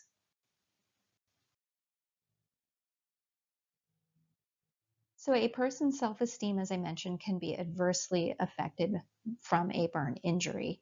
Some might feel an overwhelming sense of fear in the loss of relationships because of a perceived or actual physical disfigurement. And, society values physical beauty, so alterations in body image can cause a lot of psychological distress for our patients. So it's important to maintain open and frequent communication among the patient, their caregivers, close friends, and the burn team as well. And it's also important to address their individual spiritual or cultural needs. Um, this all has an important part in their recovery, no matter what the patient is dealing with. So referrals to pastoral care can help them get connected to the right people and resources to help the patient and the caregiver. So the difficult issue of sexuality is also something that needs to be met with honesty. Physical appearance can be altered in the patient who has sustained a major burn. So accepting this change can be difficult at first for the patient and for their significant other. The nature of the skin injury in itself can cause modifications in processing sexual stimuli. Touch is important, and immature scar tissue can make that sensation a little bit unpleasant or can even dull it.